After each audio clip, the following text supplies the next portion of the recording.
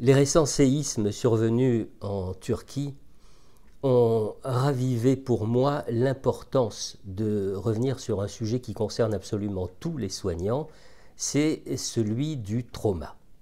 Et il y a 3 ou 4 mois, c'était d'ailleurs le thème d'un séminaire que certains d'entre vous ont suivi avec moi.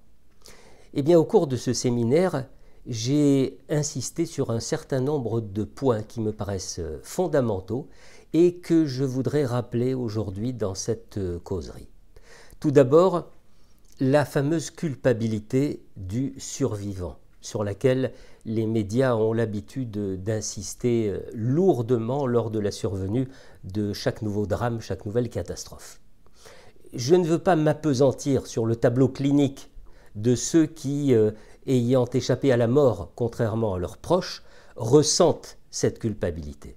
Je voudrais surtout insister sur la distinction entre ceux qui ont vécu physiquement la catastrophe et qui en ont échappé, et ceux qui ne l'ont vécu que par l'intermédiaire des médias. Alors, comprenez bien que si les uns et les autres peuvent ressentir ce que l'on nomme la culpabilité du survivant, c'est la plupart du temps le fait d'un processus d'identification aux victimes blessées ou décédées qui nous fait nous projeter en l'autre et ressentir ce dont on pense que cet autre a dû ressentir.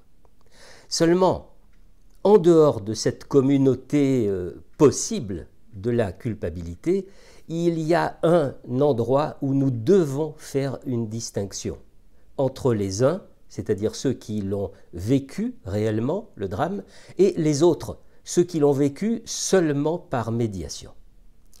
Ceux qui l'ont vécu, en effet, ont subi une véritable effraction psychique, à savoir que une image, je dis une image parce que c'est principalement une image qui fait effraction dans le trauma, même s'il y a très souvent des odeurs, des ressentis et des bruits qui figurent. Donc à savoir qu'une image a pénétré leur psychisme et a complètement désorganisé tout son système de représentation.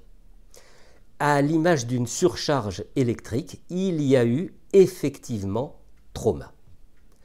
En revanche, ceux qui n'ont vécu l'événement que par procuration, si je peux dire, par la médiation des images à la télévision, eh bien ceux-là n'ont pas vécu un trauma parce qu'il n'y a pas eu d'effraction de leur appareil psychique. C'est tout ce qui fait la différence entre ce qui va générer pour les premiers une angoisse d'origine interne, c'est-à-dire l'un des signes majeurs du trauma, et pour les seconds, une angoisse d'origine externe.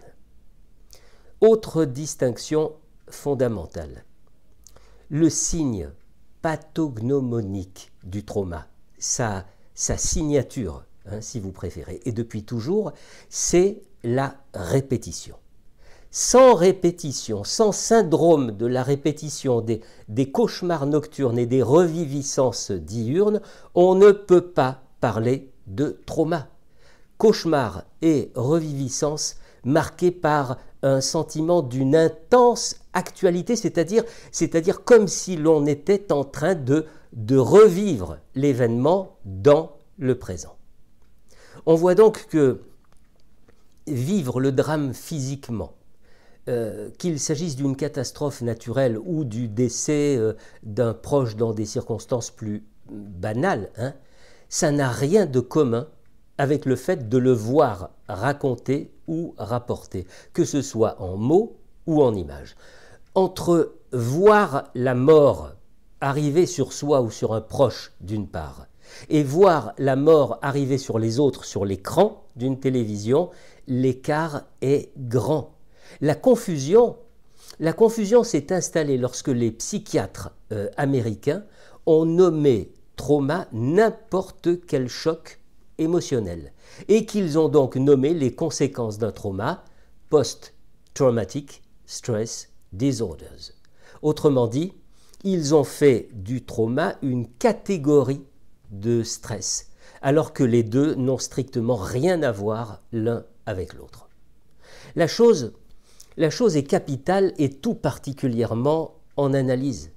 Parce que autant on peut estomper les conséquences d'un événement générateur de stress grâce à un grand nombre d'approches thérapeutiques, autant le trauma, pour sa part, n'est dans ses conséquences que la manifestation visible d'un trauma antérieur qu'il est impératif de travailler.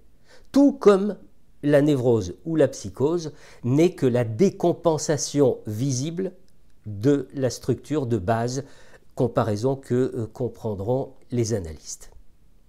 Enfin, dernière observation qui découle de ce qui précède, là où la nosographie américaine fait de l'angoisse son cœur de cible, ne nous leurrons pas, une rencontre avec le réel de la mort ne se travaille pas en apaisant ces manifestations.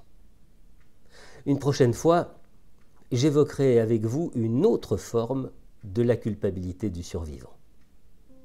À bientôt.